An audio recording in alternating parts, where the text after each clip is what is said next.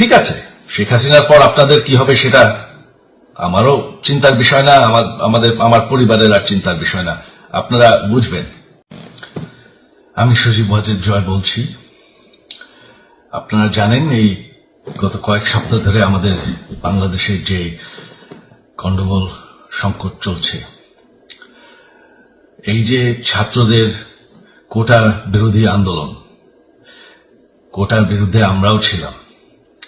শুরু থেকেই আমাদের সরকার কোটা সরিয়ে দিয়েছে, আমাদের সরকার তাদের সম্পূর্ণ দাবি মেনে নিয়েছে।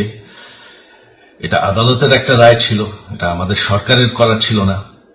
তাও আমরা অ্যাপিল করে দ্রুত এই কোটা তুলে দিই। তাতেও আন্দোলনকারীরা সন্তুষ্ট না। আমরা তাদেরকে আলোচনায় ডেকেছি, আমরা একটা জুডিশিয়াল কমিশন করেছি, যে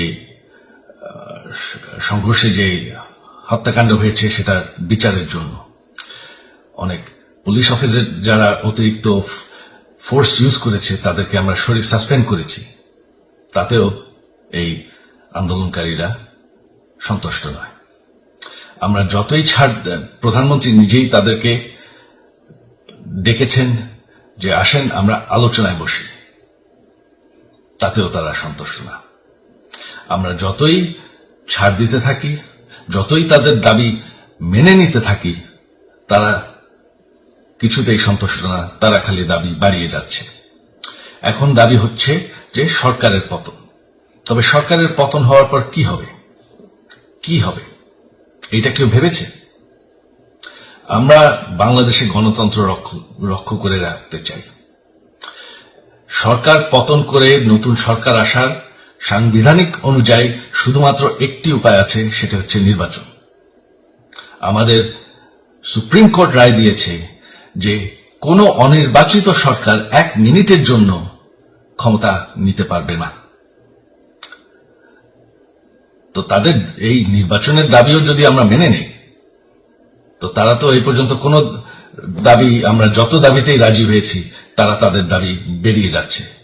তার মানে কি, আমরা যদি এখন এই নির্বাচন সরকার পতনের দাবিও মেনে নেই, তারা তখন দাবি করবে যে না, এই সরকারের আন্ডারে নির্বাচন, এই নির্বাচন আমরা মানব না। তখন কি হবে এটা কেউ ভেবেছে? জানি আমাদের সেই সুশীল সমাজ আবার আলোচনা করছে সেই তত্ত্বাবধায়ক সরকারের অভিজ্ঞতা তো আমাদের আছে, আপনারা ভুলে গেছেন? সেই তত্ত্বাবধায়ক সরকারকে নষ্ট করে দেওয়া হয়েছিল বিএনপির আমলে ইলেকশন রিগ করার জন্য। তারপর যখন আরেক তত্ত্বাবধায়ক সরকার আসলো, দেশের কি অবস্থা হয়েছিল। শেষমেশ সবথেকে বড় কথা যে আমাদের সংবিধানে স্পষ্ট বলা আছে এবং আমাদের সুপ্রিম কোর্ট রায় দিয়েছে যে অনির্বাচিত সরকার 1 মিনিটের জন্য দেশের ক্ষমতায় থাকতে পারবে না। আমরা আওয়ামী লীগ, আমরা আন্দোলন করেছি, আন্দোলন করে এই দেশকে স্বাধীন করেছি, আন্দোলন করে গণতন্ত্র ফিরে এনেছি, আন্দোলন করে আমরা দেশের উন্নয়ন করেছি। আপনারা যে বঙ্গবন্ধুর মেয়ে শেখ হাসিনার বিরুদ্ধে বলছেন, আজকে শেখ হাসিনা না থাকলে বাংলাদেশ এতদূর আসতে পারত? অসম্ভব। কেউ কল্পনা করতে পারে নাই যে বাংলাদেশ এরকম উন্নতি করবে, এরকম উন্নয়ন হবে। ঠিক আছে, শেখ হাসিনার পর আপনাদের কি হবে সেটা আমারও চিন্তার বিষয় না, আমার পরিবারের আর চিন্তার বিষয় না, আপনারা বুঝবেন। তবে এইভাবে সংঘর্ষ করে, হত্যাকাণ্ড করে ক্ষমতা দখল করা যাবে না। এটা আর আন্দোলন না। যখন পুলিশ হত্যা করা হচ্ছে, নিরীহ মানুষের উপর হত্যাকাণ্ড চলছে, মানুষের বাসায় আগুন দেওয়া হচ্ছে, জার্নালিস্টদেরকে হত্যা করা হচ্ছে, এটা হয়ে গেছে সন্ত্রাস। আর সন্ত্রাস মোকাবেলা শুধুমাত্র একটি ভাবে করা যায়। আমার অনুরোধ, আমাদের ল এনফোর্সমেন্ট, আমরা অনেক ধৈর্য ধরেছি, তবে এখন আর এটা সহ্য করা যাবে না।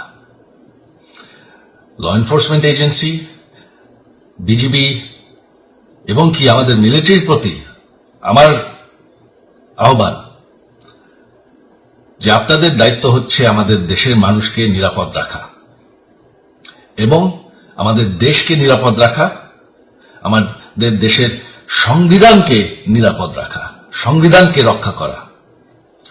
তার মানে এক মিনিটের জন্য কোনো অনির্বাচিত সরকার আমাদের ক্ষমতায় আসতে দিবেন না।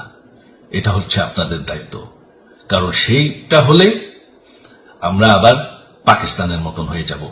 আমাদের যে 15